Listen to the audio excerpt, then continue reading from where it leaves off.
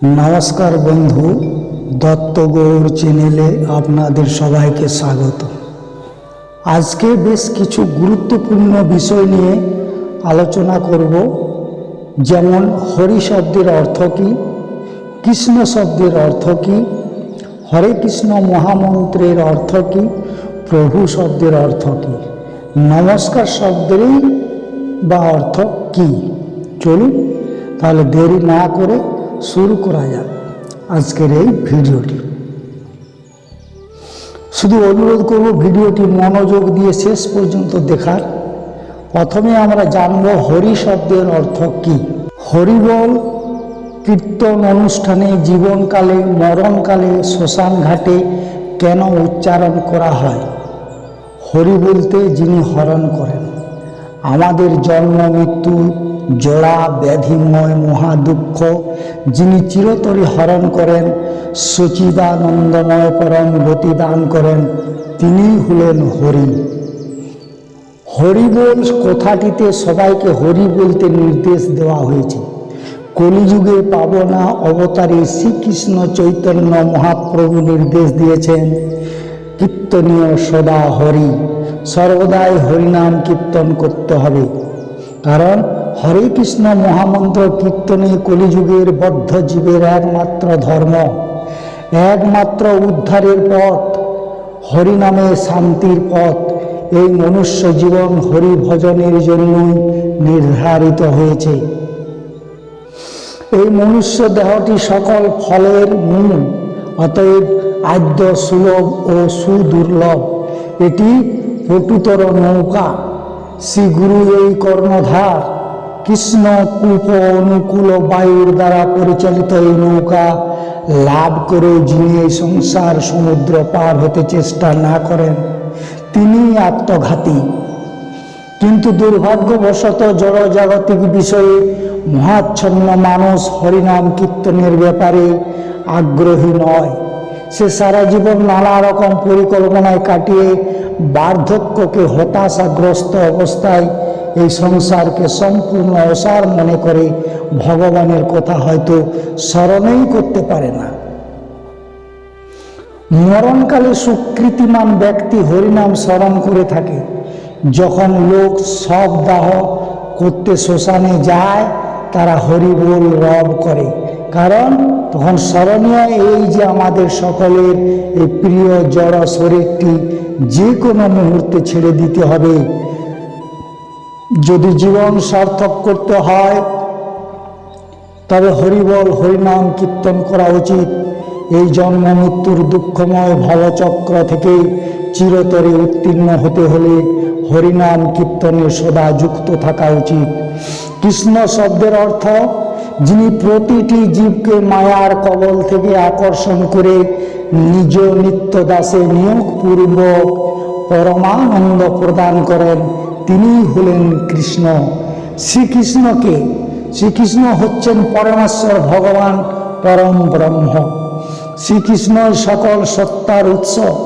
শ্রীকৃষ্ণই আদি, মধ্য এবং অন্ত। সর্বকারণের পরম কারণ শ্রীকৃষ্ণই পূর্ণম। শ্রীকৃষ্ণ এত আকর্ষণীয় কেন? শ্রীকৃষ্ণ সর্ব ঐশ্বর্যপূর্ণ। তার মধ্যে সকল ঐশ্বর্য, সকল শ্রী, সকল বীর্য, সকল জ্ঞান, সকল যশ, সকল বৈরাগ্য পূর্ণরূপে বিরাজমান। শ্রীকৃষ্ণ কোথায় অবস্থান করেন? তিনি চিৎ জগতের গোলক বৃন্দাবনে শ্রীকৃষ্ণ স্বয়ং বিরাজমান। গোলক বৃন্দাবন বেষ্টনকারী অন্তহীন চিৎ জগতের বৈকুণ্ঠ ধামে শ্রীকৃষ্ণ চতুর্ভুজ রূপে নারায়ণ রূপে বিরাজমান। শ্রীকৃষ্ণ মহাবিষ্ণু রূপে নিজেকে বিস্তার করেন এবং এই সীমাবদ্ধ জড় বিশ্ব ব্রহ্মাণ্ড সৃষ্টি করেন। শ্রীকৃষ্ণ প্রতিটি ব্রহ্মাণ্ডে গর্ভদশকশায়ী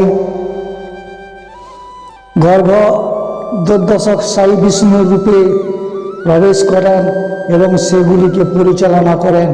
শ্রীকৃষ্ণ প্রতিটি জীব, সত্তা, জড়বস্তু, সক্রিয় কিংবা নিষ্ক্রিয় শরীরে ক্ষীরোদশায়ী বিষ্ণুরূপে প্রবেশ করেন এবং তাদের প্রতিপালন করেন। শ্রীকৃষ্ণ যুগে যুগে কেন আবির্ভূত হন? এই বিশ্বজগতে যখনই ধর্মের অধঃপতন হয় এবং অধর্মের অভ্যুত্থান ঘটে, ঠিক তখনই সাধুদের পরিত্রাণ এবং দুষ্কৃতীদের বিনাশ করার জন্য শ্রীকৃষ্ণ যুগে যুগে অবতার রূপে অবতীর্ণ হন। শ্রীকৃষ্ণ ব্রহ্মার জীবনাসনের একদিনে একবার বা প্রতি 860 কোটি বছর পর একবার আবির্ভূত হন। এবার আসি হরে কৃষ্ণ মহামন্ত্রের প্রকৃত অর্থ কি। হরে কৃষ্ণ কৃষ্ণ কৃষ্ণ হরে হরে, হরে রাম রাম রাম হরে হরে। এই হরে কৃষ্ণ মহামন্ত্র তো আমরা সকলেই জানি, কিন্তু এর প্রকৃত অর্থ আমরা অনেকেই জানি না। চলুন তাহলে এর প্রকৃত অর্থ জেনে নেওয়া যাক। হরে কৃষ্ণ মহামন্ত্রটি 3টি শব্দ দ্বারা গঠিত। শব্দ 3টি হচ্ছে যথাক্রমে 1 হরে, 2 কৃষ্ণ, 3 হচ্ছে রাম। তো এবার জেনে নেওয়া যাক শব্দ 3টি আসলে কি নির্দেশ করে। 1 হরে শব্দটি সংস্কৃত হরা শব্দ থেকে এসেছে, যা দ্বারা শ্রীমতী রাধারানীকে সম্বোধন করা হয়। রাধারানীর ভগবানের পরম আনন্দময় শক্তি। সৃষ্টির আদিতে পরমেশ্বর ভগবান তার নিজের সেবা ও ভক্ত সঙ্গ লাভের জন্য শ্রীমতী রাধারানীকে তার হৃদয়ের বাম পাশ থেকে সৃষ্টি করেছেন।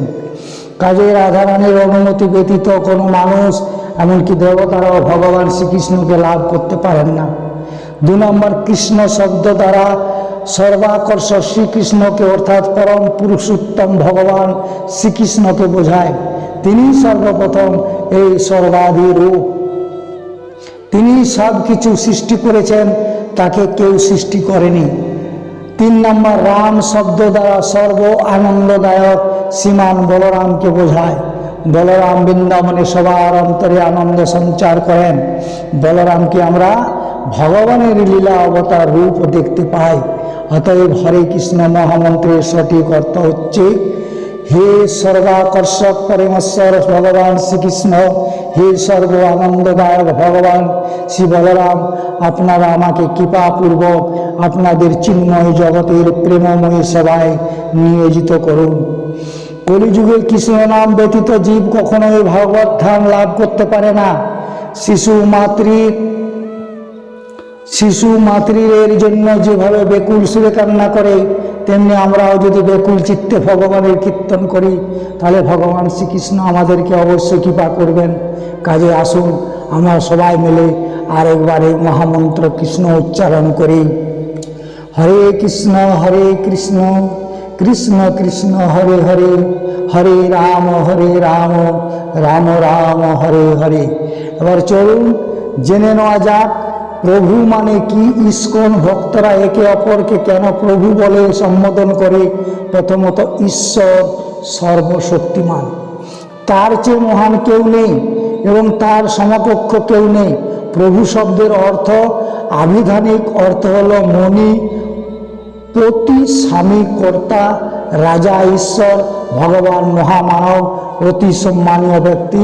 তাহলে প্রভু শব্দ দ্বারা ইস্কন ভক্তরা কোনটিকে বোঝায়? যখন সাধু গুরু বৈষ্ণবদের প্রভু বলা হয়, তখন তাকে অতি সম্মানিত ব্যক্তি হিসেবে মনে করা হয়। তার মানে এখানে প্রভু মানে অতি সম্মানিত ব্যক্তি। এখন ভাবুন, কাউকে অতি সম্মানিত ব্যক্তি হিসাবে গণ্য করা কি ভুল? আর যেখানে প্রতি জীবে পরমাত্মা রূপে ভগবান বিরাজমান, যেখানে সনাতন ধর্মের প্রকৃত তত্ত্ব হচ্ছে সমস্ত জীব ভগবানের সন্তান, অর্থাৎ তারাই ততস্থা শক্তি সম্ভূত আত্মতত্ত্ব জ্ঞানহীন অজ্ঞানতমের ব্যক্তিরা জড়গুণের দ্বারা কলুষিত। তাই তারা একচিত্তকণ অন্য একচিত্তকণ থেকে ভিন্ন মনে করে।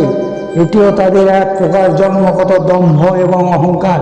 গীতায় বলা আছে, বিদ্যা বিনয় সম্পন্ন ব্রাহ্মণে গবি হস্তিনী সুনিশ্চৈব সোপাকে চ পণ্ডিতা সমদর্শিন, অর্থাৎ যারা প্রকৃত তত্ত্বজ্ঞানী তারা একজন বিদ্বান ব্রাহ্মণ, গাভী, হস্তি, কুকুর এবং চণ্ডালের মধ্যে কোনো পার্থক্য দর্শন করেন না।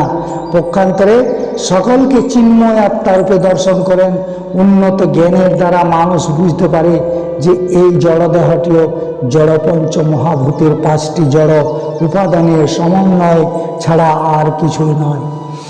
সেই সূত্রে একটি মানুষের দেহ আর একটি দেবতার শরীর এক অভিন্ন। গীতা শিক্ষা দিচ্ছে প্রতিটি আত্মা ভগবানের নিত্য দাস এবং ভগবানের অংশ। প্রতিটি আত্মা ভগবানের দাসের, তার দাসের অনুদাসের, তার দাসের দাস। ভগবান শিব সহধর্মিণী পার্বতীকে বলেছিলেন, আরাধনা নাম সর্বেশ্যাম বিষ্ণু আরাধনা পরম তস্মাৎ পরমোত্তম দেবী তদমীয় নাম সর্বোচ্চনা। অর্থাৎ হে দেবী, ভগবানের আরাধনার মধ্যে সর্বশ্রেষ্ঠ আরাধনা বিষ্ণু আরাধনা। তার থেকেও শ্রেষ্ঠ আরাধনা হচ্ছে তার ভক্তের আরাধনা, এবং এ ব্যতীত শ্রেষ্ঠ আরাধনা আর কিছুই নেই। আর ভগবান শ্রীকৃষ্ণ সমগ্র বৈরাগ্যবান। তিনি যুধিষ্ঠির মহারাজের যজ্ঞের ভগবান সব অতিথিদের হাত পা ধোয়ার জল সেবা দান করেন। তাতে কি ভগবান ছোট হয়েছেন? তেমনি ভক্তদের পরমাত্মার প্রতি শুদ্ধ ভক্তি মান্য করে একে অপরকে প্রভু বলে সম্বোধন করায় কোনো ভুল নেই। এবার জেনে নেওয়া যাক সর্বশেষ প্রশ্ন, নমস্কার শব্দের অর্থ কী? প্রভু শ্রীকৃষ্ণকে নমস্কার কথার অর্থ হলো তাকে সম্মান জানানো, অভিবাদন জানানো এবং তার প্রতি কৃতজ্ঞতা প্রকাশ করা। নমস্কার শব্দটি নমহা থেকে এসেছে, যার অর্থ আমি যা ভেবেছিলাম বা ত্যাগ করা। তাই যখন আমরা শ্রীকৃষ্ণকে নমস্কার করি তখন এর অর্থ হলো আমরা আমাদের অহংকার এবং নিজের প্রতি মালিকানা ত্যাগ করে তার কাছে আত্মসমর্পণ করি। অন্যভাবে নমস্কার করা একটি আনুষ্ঠানিক অভিবাদন, যা সম্মান এবং ভালোবাসার প্রকাশ। এটি শ্রীকৃষ্ণের প্রতি গভীর ভক্তি ও শ্রদ্ধার একটি প্রতীক। হরে কৃষ্ণ। আজকের মতো ভিডিওটি এখানে শেষ করলাম। আশা করি আপনাদের ভালো লেগেছে। যদি ভালো লেগে থাকে তাহলে অবশ্যই একটি লাইক করবেন। যদি রাধা মাধবের পরম ভক্ত হন তাহলে কমেন্টে রাধা মাধবের জায়গা লিখতে ভুলবেন না। প্রিয়জনদের সঙ্গে শেয়ার করবেন যাতে তারা উপকৃত হতে পারে। এই ধরনের বিভিন্ন ধর্মীয় ভিডিও পেতে নিয়মিত গীতা পাঠ শুনতে চ্যানেলটিকে অবশ্যই সাবস্ক্রাইব করবেন। আজ তাহলে এ পর্যন্তই।